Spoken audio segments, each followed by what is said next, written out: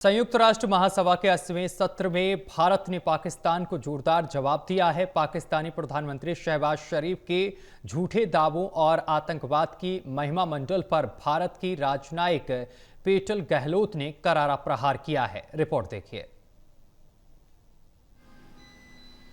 संयुक्त राष्ट्र महासभा में पाकिस्तान के प्रधानमंत्री शहबाज शरीफ के आतंकवाद को महिमा मंडित करने के बयान और साथ ही जीत के कथित दावे को लेकर भारत की ओर से जोरदार जवाब दिया गया है।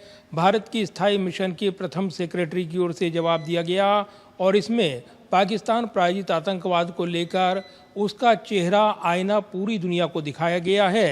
इस जवाब के जरिए भारत ने आतंकवाद पर पाकिस्तान के दोहरे मापदंड को दुनिया के सामने बेनकाब किया है।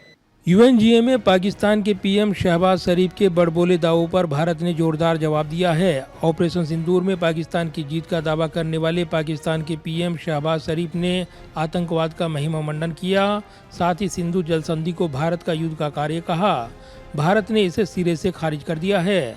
भारत की स्थायी मिशन की फर्स्ट सेक्रेटरी पेटल गहलोत ने राइट ऑफ रिप्लाई में कहा कि अगर नष्ट रनवे और जले हुए हैंगर को पाकिस्तान जीत समझता है तो वो इसका आनंद ले सकता है।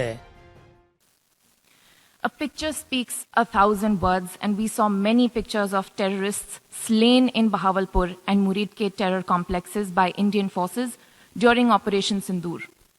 When senior Pakistani military and civilian officials publicly glorify and pay homage to such notorious terrorists, can there be any doubt about the proclivities of this regime?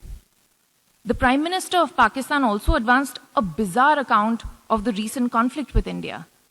The record on this matter is clear. Till 9th May, Pakistan was threatening more attacks on India. But on 10th May, its military pleaded with us directly for a cessation to the fighting. The intervening event was the destruction caused to multiple Pakistani air bases by Indian forces. The pictures of that damage are, of course, publicly accessible. If destroyed runways and burnt out hangars look like victory, as the Prime Minister claimed, Pakistan is welcome to enjoy it. Petal Gehlot ने पाकिस्तान को आईना दिखाते हुए कहा कि आपने Osama bin Laden को दशक भर आश्रय दिया, अब आतंकवाद को अपनी विदेश नीति का केंद्र बनाया है। Mr. President, a country long steeped in the tradition of deploying and exporting terrorism has no shame in advancing the most ludicrous narratives to that end. Let us recall that it sheltered Osama bin Laden for a decade, even while pretending to partner in the war against terrorism. Its ministers have just recently acknowledged that they have been operating terrorist camps for decades. Gehlot ने अप्रैल 2025 में UN security council में पाकिस्तान के the resist front नामक आतंकवादी संगठन को बचाने का भी जिक्र किया, जो जम्मू कश्मीर में पहलगाम आतंकी हमले का जिम्मेदार था। भारत ने साफ कहा कि शांति के लिए पाकिस्तान को आतंकी कैंप बंद करने और अपराधियों को सौंपना होगा। ऑपरेशन सिंदूर भारत का आत्मरक्षा का कदम रहा, जो पहलगाम टेरर अटैक के जवाब में लॉन्च हुआ। भारत ने पाकिस्तान और पीओके में 9 आतंकी ठिकानों पर सटीक हमले किए, बिना नागरिकों को नुकसान पहुंचाए। पाकिस्तान के दावे बेबुनियाद हैं, कोई सबूत नहीं है।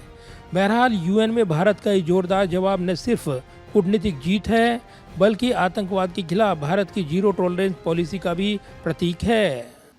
जाहिर है, संयुक्त राष्ट्र महासभा में भारत ने पाकिस्तान को उसके प्रायोजित आतंकवाद पर न सिर्फ आईना दिखाया है, बल्कि दुनिया को भी आगाह किया है कि आतंकवाद के खिलाफ दोहरे मापदंड नहीं अपनाए जा सकते।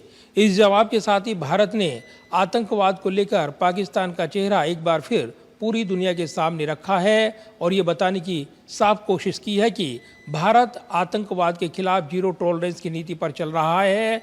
और यही वजह है कि ऑपरेशन सिंदूर का जिक्र करते हुए भारत की ओर से इस जवाब को जोरदार जवाब माना जा रहा है। कैमरामैन पवन शर्मा के साथ प्रदीप कुमार, टोटल न्यूज़, दिल्ली।